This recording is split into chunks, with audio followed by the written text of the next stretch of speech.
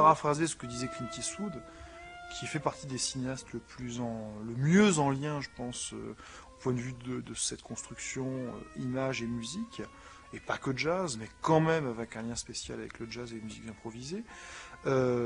L'Amérique a inventé deux choses essentielles, et seulement d'une certaine année deux choses essentielles, c'est le cinéma et le jazz.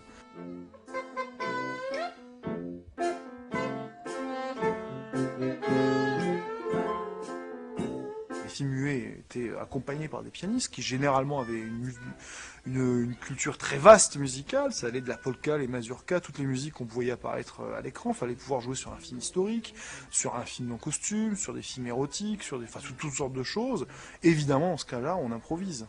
Hein, on va pas jouer une partition qui, d'ailleurs, aurait le net désavantage de pas forcément coller complètement à l'image. Donc on improvise sur des thématiques et tout ça. Et c'était souvent des pianistes. Alors on le sait, hein, il y avait des cinémas noirs, il y avait des cinémas pour blancs, il y avait quelques très rares cinémas mixtes à l'époque. Mais dans chaque condition, il y avait des instrumentistes, et particulièrement des pianistes organistes, qui faisaient ce travail-là, et qui avaient un travail évidemment assez intime, qui avait une relation assez intime avec l'improvisation, ça va de soi. Ce rapport privilégié, il a duré. Bon, vous parlez de Shadows, on pense à Les Censeurs pour l'échafaud, on pense à Autopsie d'un meurtre, genre comme ça. Et plus récemment à Festin nu de Cronenberg, avec Ornette Coleman, on pense à... ou même des choses beaucoup plus hollywoodiennes, mais qui marchent finalement très bien. Et c'est là où je veux un petit peu en venir, et d'une certaine manière être un petit peu amer, même vis-à-vis du cinéma français de ce point de vue-là. Louis Malle n'est plus là, et tous ces gens-là, notamment de la nouvelle vague ou d'un cinéma plus populaire à l'époque des années 50, avaient tous un rapport privilégié à la musique et au jazz et aux musiques improvisées. Ils n'avaient pas peur de mettre des musiciens improvisateurs en studio pour les faire jouer sur leurs films, ce qui maintenant, pour des raisons de culture... les réalisateurs ne veulent plus avoir de jazz dans leurs films.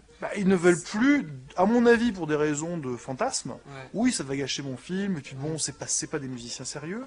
Mais là, je pense que c'est un problème de culturel, des deux côtés, justement. Les musiciens de jazz, ça fait à peu près 50 ans qu'ils s'intéressent pas à pas grand-chose d'autre.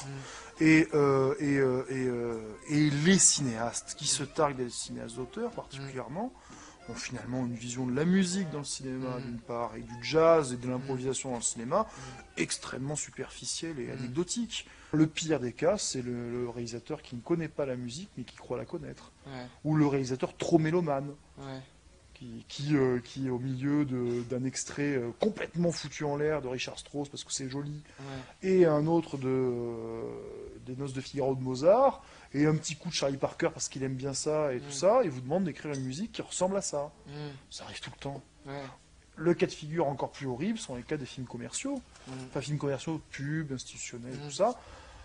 Eh ben, tout juste, si on fait un documentaire sur l'olivier et l'huile d'olive, on va vous demander d'entendre des cigales et de faire du galoubet, quoi. On est dans un milieu, on se targue d'une exception culturelle, on se targue finalement d'une mise en avant d'un cinéma d'auteur, ou en tout cas d'un pays où la culture est en avant, puis finalement on est dans une situation de frilosité intellectuelle absolument terrifiante.